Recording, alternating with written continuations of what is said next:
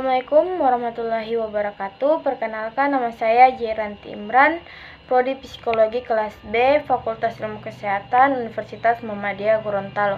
Baiklah, di sini saya akan menjelaskan peran mengenai psikologi pendidikan dalam pembelajaran. Baiklah, saya akan menjelaskan memahami peran psikologi pendidikan bagi pembelajaran. Yang pertama yaitu tujuan dari pendidikan. Tujuan pendidikan yaitu adalah adanya proses perubahan pada aspek kognitif, efektif, dan psikomotorik seseorang atau kelompok dan usaha mendewasakan manusia melalui upaya pengajaran atau pelatihan. Selanjutnya yaitu faktor keberhasilan dalam pendidikan adalah guru. Untuk itu, maka seorang guru perlu memiliki pengetahuan dan pengalaman yang luas dan lengkap yang dapat dijadikan sebagai metode dan sarana dalam menjalankan tugasnya sebagai pengajar. Selanjutnya, menurut Iris F. Chuli menyatakan, para pendidik yang peka menyadari bahwa kumpulan pengetahuan dan pengalaman manusia bukanlah satu-satunya ramuan untuk mengasuh anak-anak.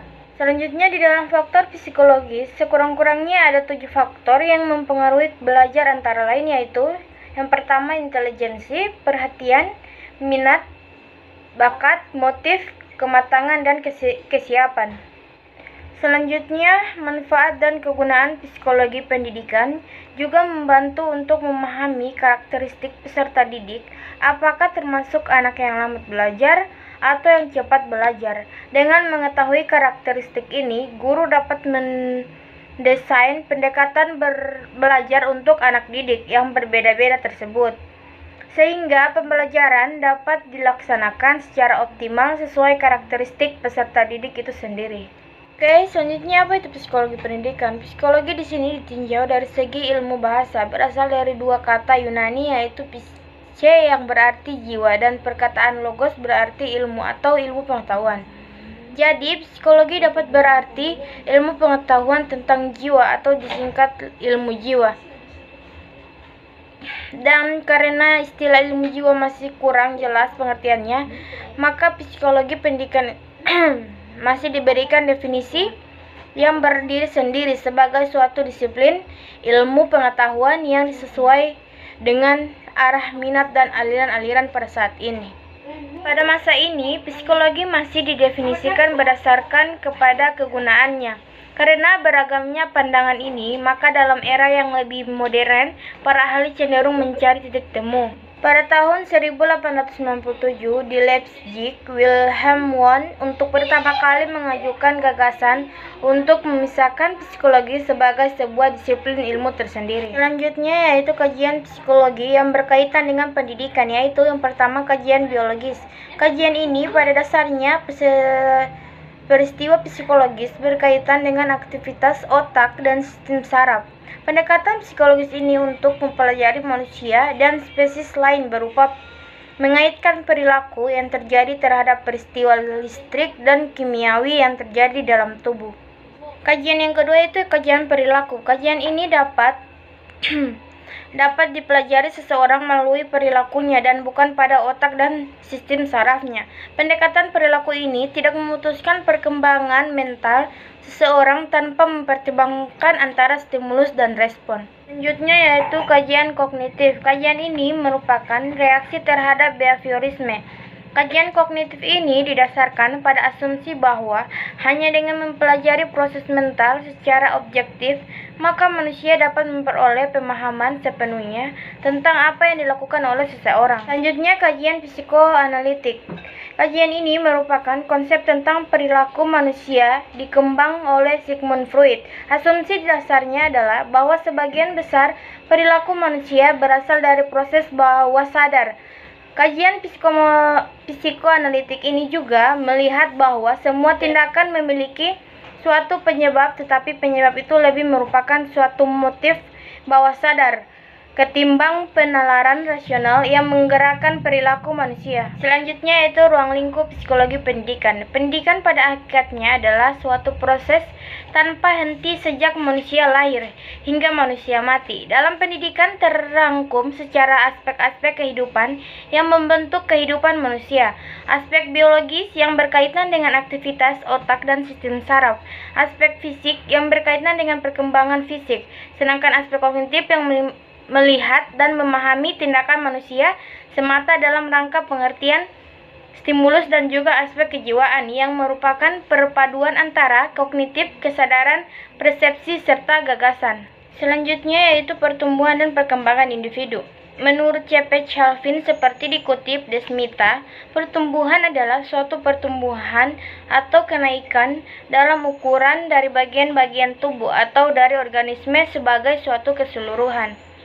Sedangkan perkembangan itu terjadi secara bertahap dan bersifat mutlak atau harus terjadi.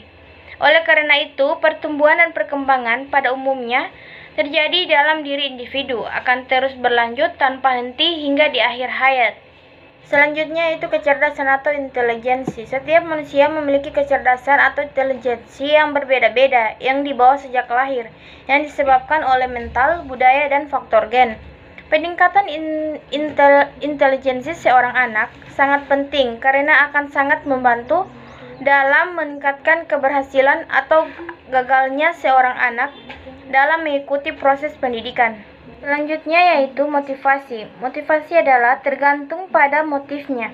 Motif yang dimaksud ini adalah kebutuhan, keinginan, dorongan, atau gerak hati dalam diri individu. Menurut Harse, Blanchard, dan Johnson 1996, dengan kata lain, sesuatu yang menggerakkan seseorang untuk bertindak dengan cara tertentu atau sekurang-kurangnya mengembangkan motif tertentu. Selanjutnya yaitu teori insentif. Teori ini, seseorang berperilaku tertentu untuk mendapatkan sesuatu. Sesuatu ini disebut sebagai insentif dan adanya di luar tersebut. Misalnya jika anak naik kelas akan diberikan sepeda baru oleh orang tuanya, maka anak belajar dengan lebih tekun. Selanjutnya yaitu teori insentif.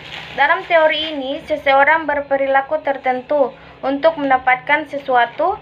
Sesuatu ini disebut sebagai insentif dan adanya di luar diri tersebut.